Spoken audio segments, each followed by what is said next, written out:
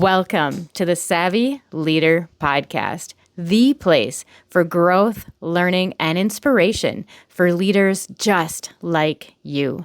I'm your host, Kristen Gallatin, and each week we will dive into the grit, grace, and gratitude it takes to become the savvy leader you were always meant to be. All right, everybody. Thank you so much for tuning in to this week's episode of the Savvy Leader Podcast. I'm Kristen Gallatin. I am your host, and I am so excited to have this conversation with Jessica today. She is founder of This Is Your Life Coaching, and I'm going to let her share her story with you and introduce herself and talk about all of the amazing things that she's been doing in her community and the world at large, because I am just loving her message, loving what she stands for, and how she works with people and in the great ways that she can help people. So, Jessica, thank you so much for being here. Tell us, who are you and where did you come from? Oh, thanks. Well, thanks for having me, Kristen. I'm so happy to be here with you and to get to just talk with you because it's always a good time.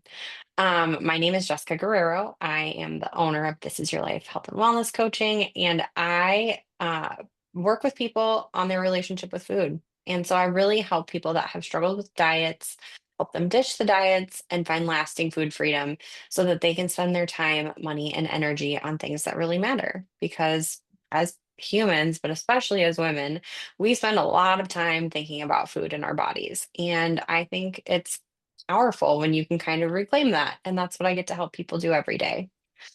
And I kind of Yeah. came to this after years in a nursing career where I got super burned out and went back to school because it sounded like fun to get my master's in integrative health and wellness. And that made me eligible to be a national board certified health and wellness coach.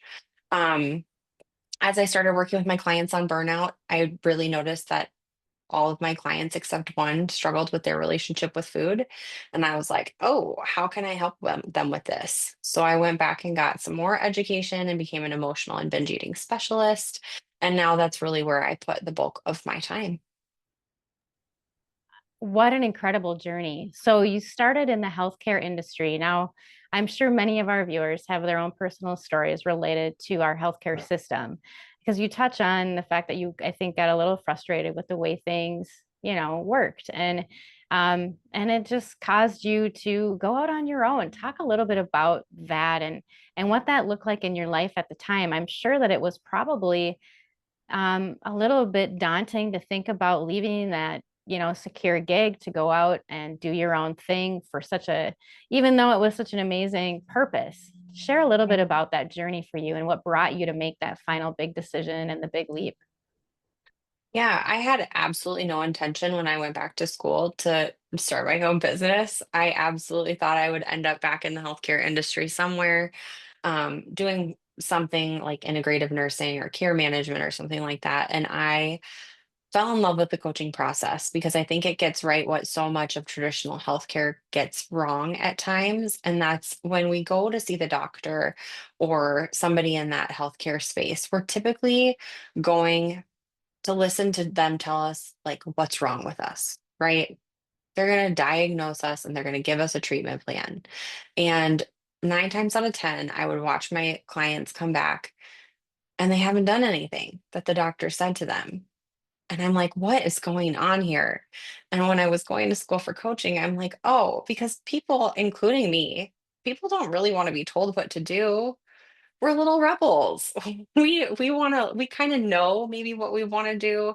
We've done enough research or Googling to be dangerous. And we're like, maybe I want to do this, but we want somebody to maybe tell us what's wrong and then tell us what to do. But like we're not going to follow through on that unless it aligns with what we really actually want to do.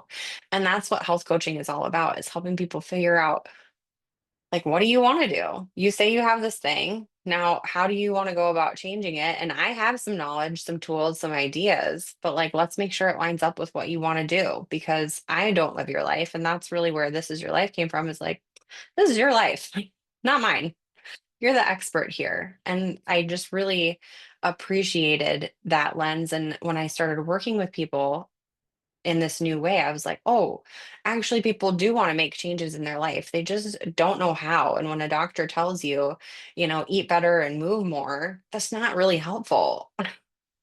And so I just got really excited thinking about empowering people to like learn how to change their own lives. And that's exciting to do still today for me. I just think that's so great, Jessica. I mean, I think your story just speaks to so many people in such a way because you're right. We are rebels. We don't necessarily, we all know what we need to do. We need to eat less and move more. That's not new technology. That's not new, wisdom. It's been around since the beginning of time. But sometimes doctors don't always have a way of presenting that information in a, let's say, digestible manner. A lot Yeah. of times we want to hear it, I wouldn't say sugar coated, but we want actionable steps. For example, I was in a situation recently and I outright asked my doctor, okay, what steps can I take or what foods should I really be incorporating in my diet? I want to know what are, foods that can help my situation. And yeah, and I'm not expecting foods to be like medicine per se, but I do know that we're consuming foods. And if there's something I could be eating more of that might lessen my symptoms or help me feel better or whatever the case may be, I want to talk about that because those are easy adjustments I can make in my diet because I think naturally our bodies want all our bodies are different, aren't they? Right? I mean, we're all Yeah. built a little bit different and we have different needs when we consume food. Because I feel like cravings and different things are there for a reason. hmm That's so right. And really getting to a place where you can hear your body say, because again, we have just outsourced our power a lot, especially for women, that lived through 90s diet culture. Like we again were got really used to somebody else telling us what to eat, what to do. And it's great to have those conversations with somebody who's knowledgeable. And the problem is a lot of doctors today have hours of nutrition education, like a very small amount rather than a robust nutrition or lifestyle medicine education that you would hope that they'd have going into taking care of people. And so it's great that you asked, and I'm curious if they gave you any useful information. I wish I could say that they did. There was Mhm. the printout that you get that had some, standard insights. But I mean, I had a specific situation and I was looking for specific eat more protein type response or eat Mhm. less, protein. I mean, red meat or, things like that is what I was looking for. And, eat more spinach. Yeah. I mean, I can find that information on the internet, but you just feel like, your healthcare provider should be able to say, I don't know, again, maybe they're not experts, but I just expected a little bit more in that realm. Can we talk about can we talk about something besides giving me medication? I'm not a medication person per se. I would prefer to spend my money on supplements Mhm. and fuel my body that way, but no. So it was unfortunate, but I mean, it wasn't that they weren't trying. They just didn't have the tools, and they probably just didn't have the Yeah. education, like you said. And that can be very disappointing for sure. And I think a lot of people run into that with their healthcare providers today, and then they turn to alternative solutions. And I'll be honest, it can still be a wild west out there of of really, really good providers in that alternative space and people who maybe still don't have the education, but they're marketing themselves in a way that makes you think maybe they Mm. do. What a great point. That is true. I think that's probably a rabbit hole you could run down for quite some time. Yeah. Okay, but we won't do that today because I think that would take too much time. So, so you ventured out into the coaching world, you came up with this amazing company name. I love it. This is your life coaching. But during your journey, I know that you took a right turn into this eating piece of it. And weight. So share a little bit about how that came about and what you learned and why that ended up to be such a big deal for you and how things are going in that arena. Yeah. It really came out of necessity of my clients. I had a client who had a binge eating disorder and could not find support anywhere. And then I also had like multiple clients who really struggled with body image and food relationship, just feeling overwhelmed about what to eat or feeling, like completely at odds with what they had heard they should be eating and like, oh, I don't enjoy that. And so and stress eating was a really big thing that we were running into as I was talking to my clients about stress management. A lot of them were self-soothing with food. And I was like, this is so interesting. And I don't have the education or understanding of how to help them with this. So I went and got a certification to be an emotional and binge eating specialist. And that really helped me uh, have tools to use with clients in those situations. And so now my program is really built on four pillars. One is using cognitive behavioral therapy tools with clients to help with all or nothing thinking, because so much of our food relationship can be think about the day where you were like, yeah, I'm gonna be so good today. And then, somebody brought donuts and then you had a donut and you're like, well, I'm off the wagon now. And so, that becomes an all or nothing thought rather than like, sweet, I had a donut. Like I'm really gonna enjoy my salad for lunch, or something like that. Um, and so the cognitive behavioral therapy tools are great and super important. We also talk about the neuroscience of emotional and binge eating very frankly and go through some habit loops and things like that for clients. Mindfulness and self-compassion is really like the main pillar of the work that I do with clients because we really can't hate ourselves into a version that we love. And then we do some nutritional rehabilitation and we talk about what you're eating and what you really want that to look like long term. And I'm a firm believer that like foods aren't good or bad, they're just food. So everything can be on the table unless you have some kind of allergy or you're celiac and you need to be gluten free or something like that. Oh my gosh, I just love it. I didn't even know that there was such a thing as being a specialist in binge eating, um, and the emotional eating, that also, and stress eating. So, as leaders, just like you and me and so many others, we have a lot of stress. Mhm. Business ownership can be incredibly stressful, and a lot of anxiety comes along with that. Is there something, or is there one thing or two things, or what's a common thread, or just talk a little bit more about that stress eating piece of it, and how we fall prey to that so quickly. Yeah, stress eating is, I think, the number one thing that I see with clients. It's like stress or sadness. Those are the top triggers. Hurt emotions in general, but especially stress. We're dealing with stress every single day, for better or for worse. It just pops up, things happen, life happens. And I think what I see most frequently is that we never had a spot in our lives, like in school, in just general life where you stop and you like take a stress management 101 course, right? And so there was never like, hey, let's figure out, Kristen, how you like to manage your stress. And so a lot of people don't have great stress management strategies, like proactive or reactive. And there are things that we can be doing in our daily life that we can do proactively to help us manage our stress. And there are things that we can have a little toolkit in the moment to help us manage stress when we're really feeling it, or we just got a crappy phone call or a terrible email or something big just happened with our family and we're really feeling it. And most people don't have a really like the clarity that we need on what those tools are for them. So that's something that I help my clients do is build that toolkit of proactive and reactive stress management strategies. Oh my, incredible. I mean, listening to you talk about that reminds me, I can totally relate. I mean, and there's a time in my life that that always comes to me very specifically. It was, we had someone close in the family that passed away suddenly. And I remember going through that grieving process, and I could literally envision food and, going, I could taste it coming, because I was just Mhm. wanting and craving that comfort that I thought, that I thought the comfort, it would bring me that comfort. Um, and it was just so prevalent at that time.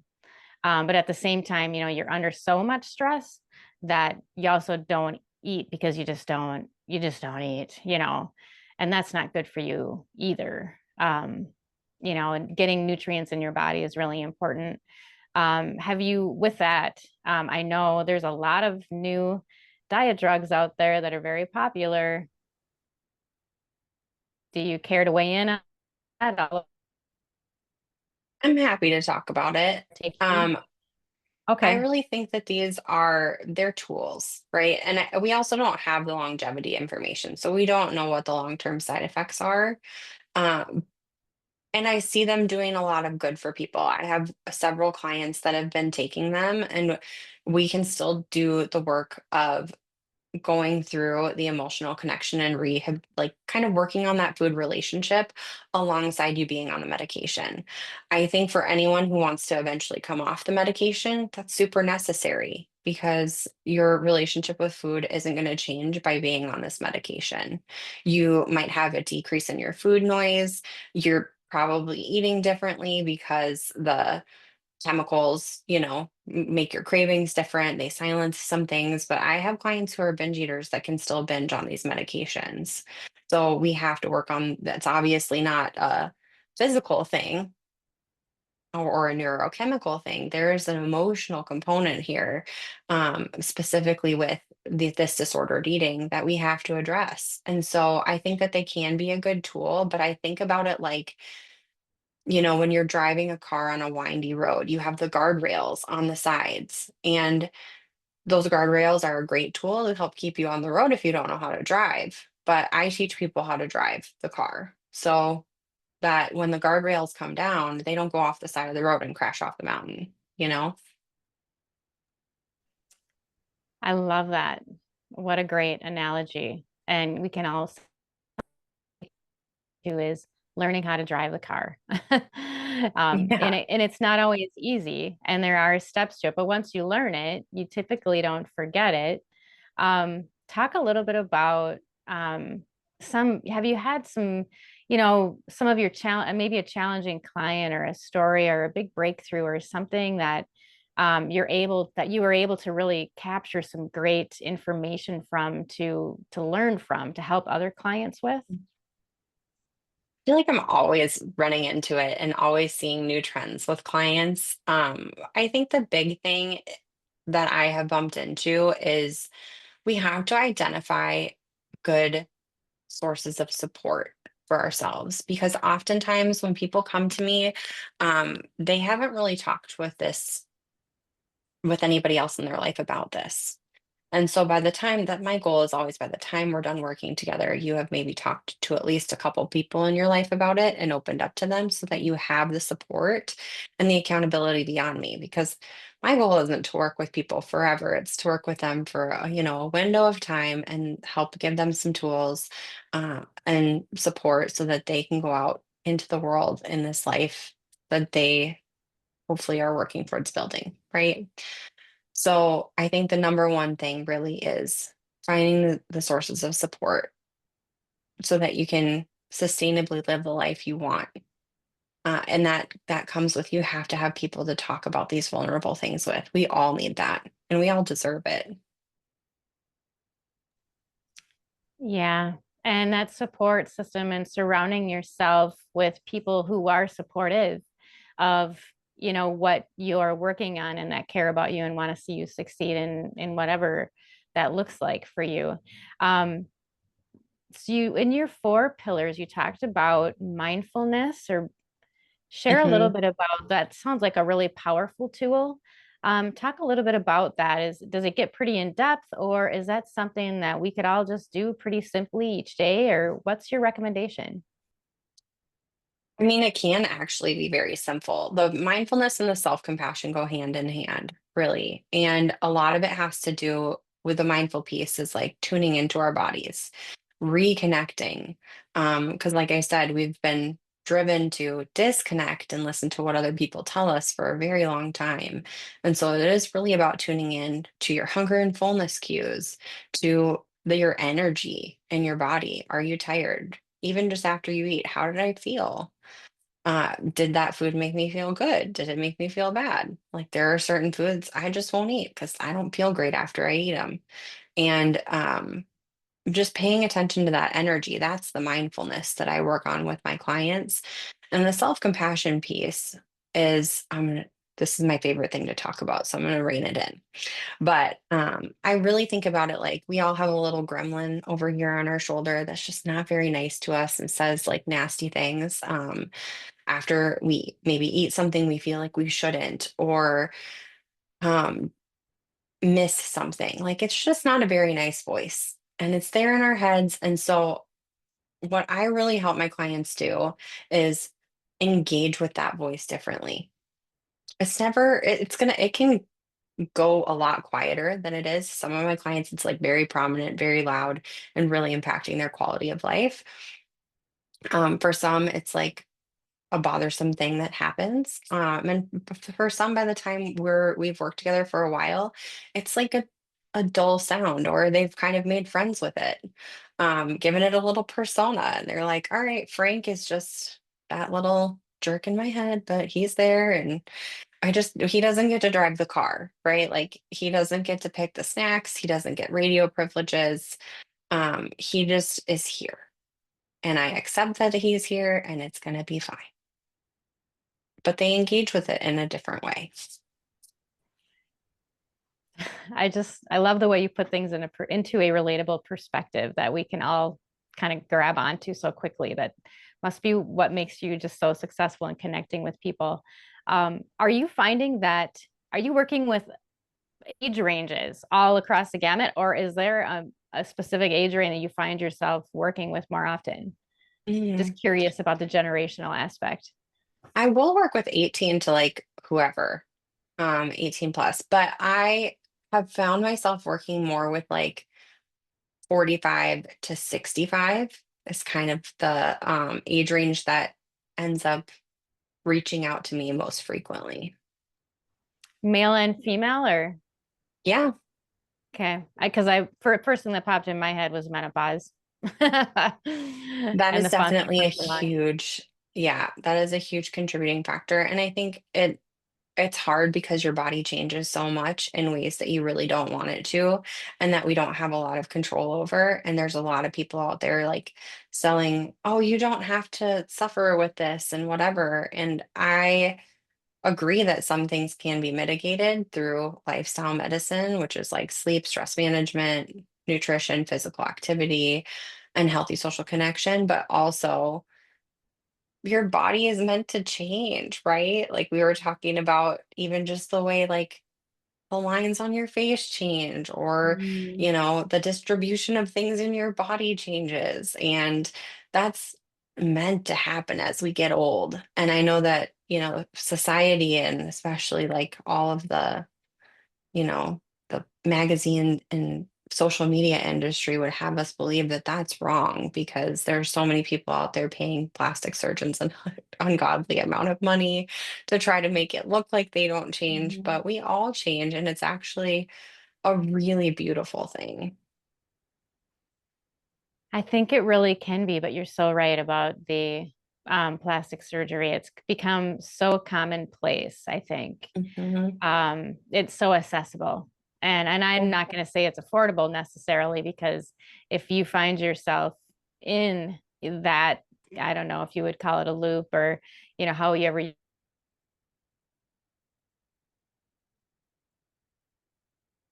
just fix, it's not a one and done thing as far as I can understand. Yeah, So when absolutely. you think about the body that changes, and is there, I thought of something else I want to make sure I don't forget to ask about. But as your body is changing, the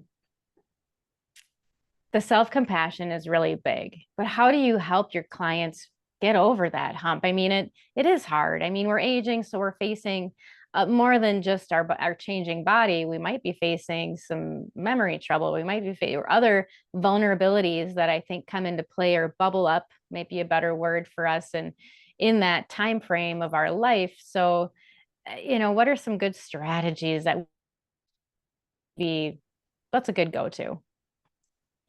I love thinking about self-compassion when I start working with people as like, let me let me offer you, if your best friend was coming to you and saying these things, what would your response be?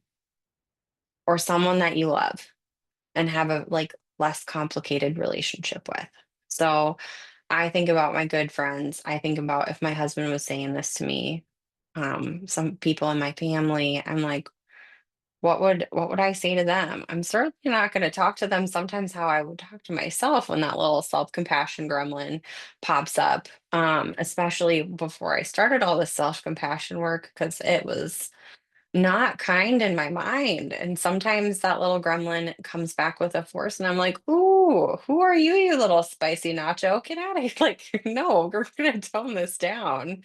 I would never speak to somebody I love this way. Spicy nacho. Yeah. I love the food there. So but that brings me then into food. So I was thinking about a couple other trendy things and topics that people talk about. Seed oils. Are seed Mm. oils a thing, or is that a fad that we should actually look at and pay attention to the oils that we're using, or can we just forget it? I would say that food is food, and the nutritional density of seed oils is compared, there are like a spectrum of oils, and some are better than others to choose. But at the end of the day, like, I don't, in my personal opinion, I'm not a registered dietitian. I don't think that using a little bit of like canola oil is really gonna do that much damage for you. Good to know. And then how about all the other fad diets that are out there? Yeah. Whether it be the paleo diet, all the different things. What are your thoughts on those kinds of diet fads? Is it helpful? I mean, do people, because I think sometimes it's nice for people to have that repertoire when they're looking at their menu and they're choosing foods. Are those things helpful, or are they counterproductive? Should we just be allowing ourselves Yeah. and just balancing things? I think it depends on the person, but I also will say when I talk to people about how they're eating and their eating plan, whatever that looks like for them, and especially if they want to narrow in on one of these, like very restrictive, like a paleo or a keto or a something like that, what is the intention behind it? Mm. And does it feel sustainable? Because a lot of times eating that way is not going to be sustainable for most people. For some people, it is, and they really love it and they enjoy it, and that's great. But for most people, it's not going to be sustainable. And also, it depends on like, are you feeling pretty restrictive about it?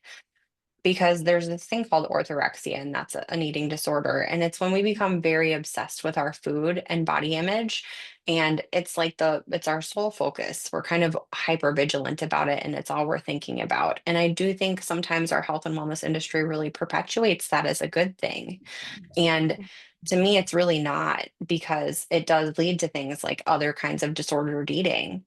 It can lead to anorexia. It can lead to binge eating disorder, because when we restrict, inevitably the pendulum swings the other way, and people are more likely to overeat or binge. So anytime a client comes to me and they want to talk about something like that, it's, what is the intention? Does it feel reasonable for you long term? And does it feel restrictive? Because I just think anything is worth not feeling restricted. That's the last thing I want for my clients is to feel, or anyone, is to feel restricted, either self-restricted or like society has told me I can't have this, so now I won't. But then ultimately down the road someday, maybe it's your favorite food, and then you're like, well, having a bad day, and you're going to turn to that food and be like, screw society, I'm going to eat this, and maybe overeat it, or overindulge, and then feel really bad about it. Mm-hmm. But alcohol consumption, what are your thoughts on that? Alcohol Because consumption and food consumption, and especially binge Okay. eating disorder go hand in hand. Okay. Um, I I don't know that there are a ton of benefits that alcohol gives us, to be honest with you, from a nutritional perspective, but also Mhm. it's a huge social staple. I mean, we put so much of our celebrations and social fabric. It's so interconnected with food and alcohol that I think, if it's something that you choose to partake in, that's great. And just be mindful again of like how does it make you feel personally? Do you Mhm. feel okay? Are you overindulging to the point where you feel terrible or you're sleeping poorly? Then that's just information for you to use to make whatever decision you want to make. Because certainly maybe there's a time when you're like, yeah, I'm doing this. It's my 40th birthday and I'm got a bottle of champagne with my name on it or whatever. Like no judgment because this is your life and you get to choose whatever you're going to do. Um, but yeah, I again think about the intention and how it's going to make you feel and bring that mindful component into it of like, it's not realistic for most of my clients to never drink alcohol again. But I'm also not going to lie to Mm. them and be like, I think it's giving you great nutrients or whatever. Like, no, I don't think that it is. But if it's giving you some enjoyment and fun, like that's not to be completely discounted. And it's Mhm. probably not reasonable for most people that I am connected with to stop drinking completely. It sounds like, and maybe this is something one of your tools is like a food journal could probably be a really powerful thing. So if you're keeping track of what you're consuming, and then the next day you're paying attention to how you feel. Yeah, I definitely use it's called an eating awareness journal and it is the food is okay to track, but really like what is the most important information is what were you feeling when the moment you consumed it? Because if you were really high stressed and Mhm. you were eating something and there might be a pattern there, then that's really good information for us to have. And then also how are you feeling the next day? So like whatever you eat for dinner or maybe you have a late night snack. How did you feel the next morning when you woke up? That's just good information. It's that awareness gathering. And a lot of the work that I do, especially in the beginning of working with clients, is we're working on gathering that awareness. I think that sounds like an incredible tool, and I don't think I've ever implemented something like that. I think it might be something I feel I would be afraid to do. I think that's what I mean. There's a roadblock there for me on working on a food journal. Not like I haven't done something similar in the past, but maybe there's others that feel that way too. And I think being able to provide something just kind of is reflective and not necessarily feeling judgy or feeling too much like work because we don't need to add more to our, you know, Mm-hmm. plate, no pun intended. Totally. I was reminded listening to you talk, it was reminding me of there was a movie out about um founder, CEO of PayPal, and he sold it and made a bunch of money. And then I don't know if he was bored or what, but he decided he was going to try to figure out how to help himself live longer. He wanted to extend his life. So he Mm, went on this, it wasn't like a crazy crash diet, but he got so hyper focused on his health.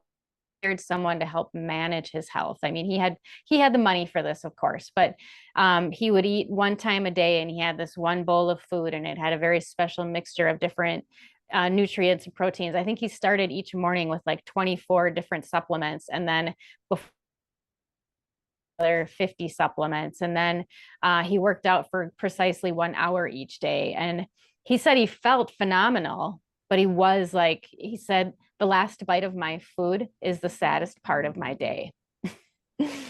There's a mm, whole movie on it on Netflix. I forget the name, but I mean, you'd know it if you saw it. Easy enough to Google when I found it.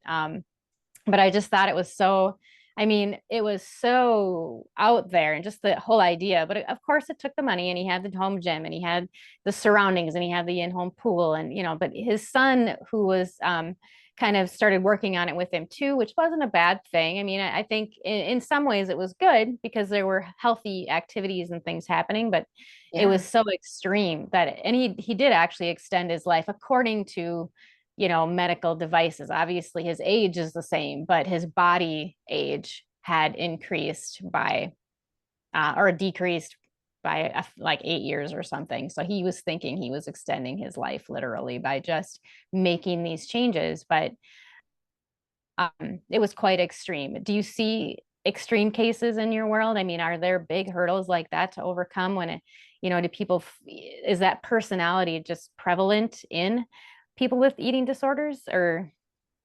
I think the clients that I see and with binge eating disorder and emotional eating, I see a lot of perfectionism.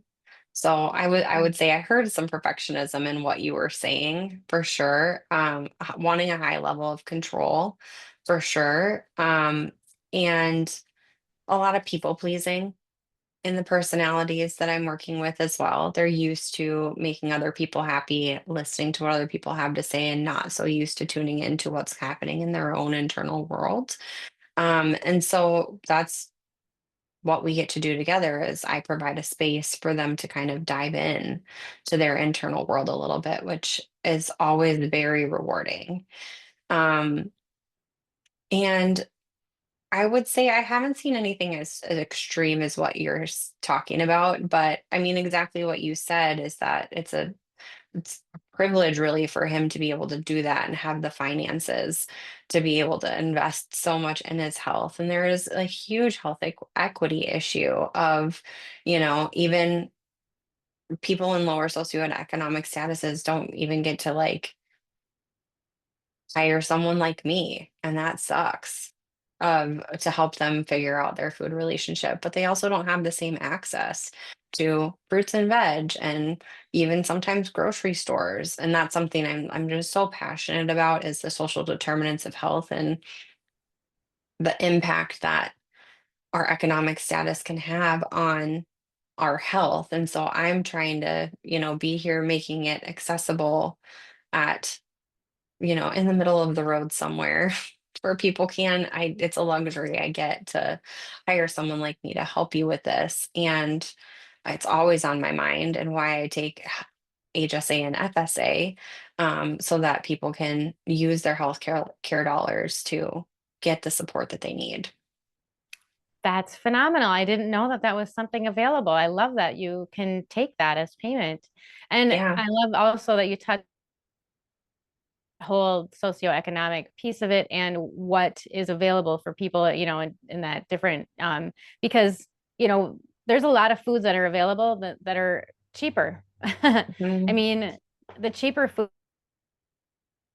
all that people can afford. And for a while, I think, when fast food used to be less expensive than it is now, people were surviving on the dollar menu at McDonald's for totally. some time.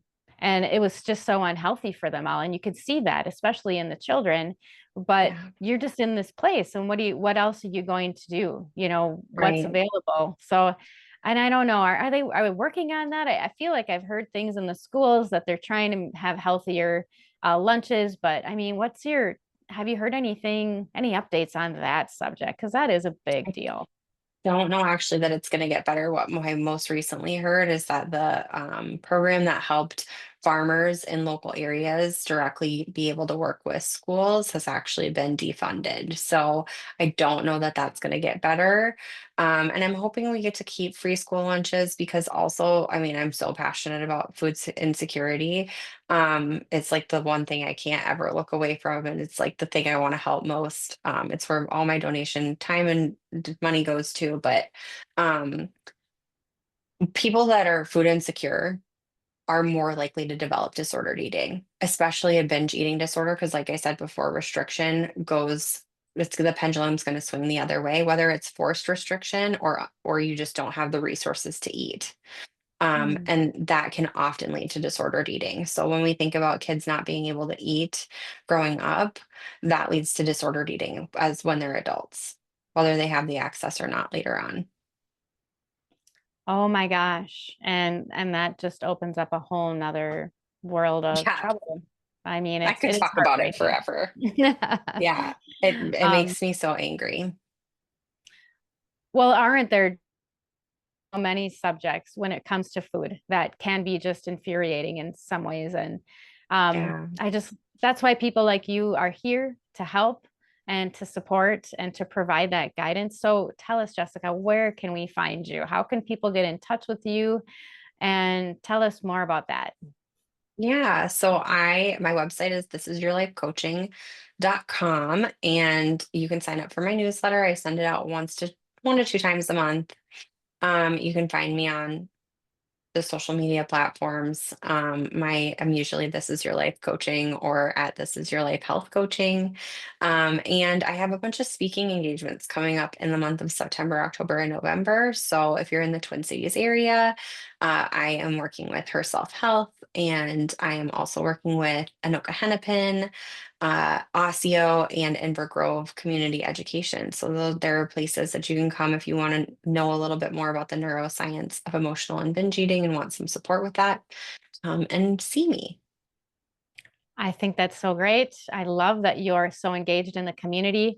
And I wanted to ask just one quick question. So when you take on a coaching client, our audience might be curious, do you have set time frames? I mean, I'm sure you've got programs and I'm sure it's tailored to each individual client, but how long do you usually end up working with clients on average, do you think? It's usually 6 to 8 months, just depending upon their availability and how often they want to meet. Some clients really love to meet weekly for a longer period of time, so that takes a little bit less. And some people are like, we get out several weeks and they're like once every 2 weeks or once a month, just to kind of keep that going a little bit longer feels good to them. I love it. I love that you're willing to be flexible, just here to help. And your message is such a great one. And I really, really hope that we can bring some more awareness to some of these topics that are just so crucial, such as food insecurity, such as, the different fad diets we should be looking at, or things that we shouldn't be troubling our mind with. We already have enough anxiety and stress as it is. We don't need to continue down those rabbit holes. But I'm just so glad that you Totally. are here. And I love knowing that you're out there. Mm. Thank you. And thank you for just having this conversation today. It is so wonderful to get to hear your questions and your perspective as well. I appreciate it. Yeah, absolutely. Well, so you can find Jessica Guerrero at thisisyourlifecoaching.com. Thanks again, Jessica. I hope to see you again really soon. Yeah, same, right back to you.